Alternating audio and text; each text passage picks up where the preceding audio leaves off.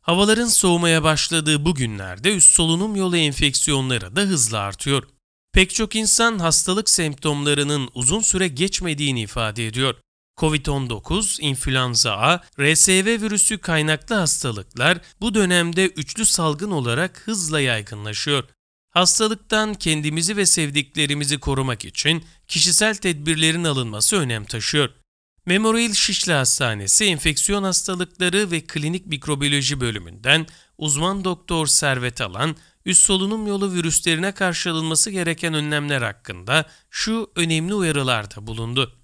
Kazanılmış bağışıklığın azalması üst solunum yolu virüslerini artırdı.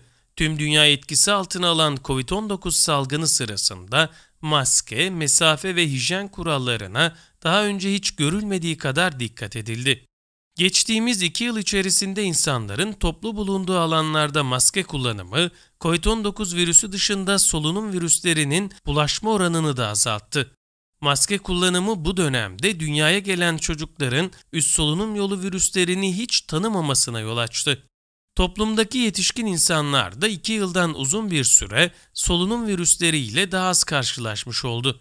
Bu durumda toplumda kazanılmış üst solunum yolu bağışıklığın azalması nedeniyle bu virüslerin zemin hazırladığı hastalıklara karşı duyarlılığı artırdı.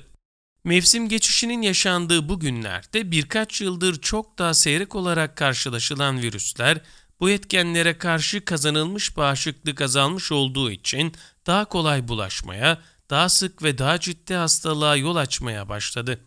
Bu nedenle özellikle bu dönemde korunma tedbirlerine büyük önem verilmesi gerekmektedir. Covid-19, grip ve RSV'nin aynı anda görülmesi hayati riske neden olabilir.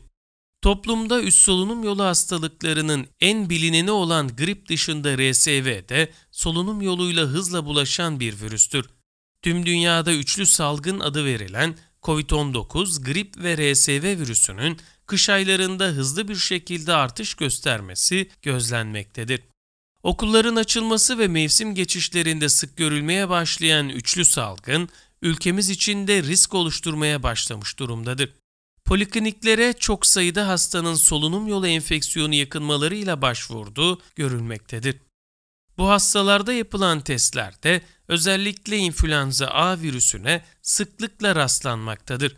Viral solunum yolu enfeksiyonlarının sıklığı sonbaharda artmaya başlamakta, ilkbaharın sonuna doğru giderek azalmaktadır. Daha önceki yıllarda sene sonunda görülen influenzalı hasta sayılarındaki artışın bu yıl daha erken ortaya çıkmaya başladığı görülmektedir. Covid-19, grip ve RSV'nin peş peşe ve aynı anda görülmesi, kişide daha ciddi bir hastalık tablosunun ortaya çıkmasına neden olabilmektedir. Bu durumdaki hastaların iyileşme sürecinin geç olmakta ve hayati riski de artabilmektedir. Toplumu 3 salgından korumak için COVID-19 sürecinde olduğu gibi önlem alınması gerekir. Özellikle nezle, grip, COVID-19 benzeri solunum yolu yakınmaları olan hastaların mümkün olduğunca evde kalması önerilmektedir. Dinlenmek, yeterli uyku ve iyi beslenmeye özen göstermek iyileşmeyi kolaylaştıracaktır. Doktora başvurulması ve uygun tedavinin planlanması önemlidir. Hasta olan kişilerin başkalarıyla aynı ortamı paylaştığında maske takması diğer insanlara bulaşmayı ciddi ölçüde azaltacaktır. Özellikle sonbaharın sonu, kış ve ilkbahar başı gibi görülen soğuk havalarda, kapalı ortamlarda geçen sürenin daha fazla olduğu, solunum yolu enfeksiyonlarının daha sık görüldüğü mevsimlerde, toplu taşıma gibi ciddi kalabalık yerlerde sağlıklı insanların da maske takması bulaşmayı azaltmaya katkıda sağlayacaktır.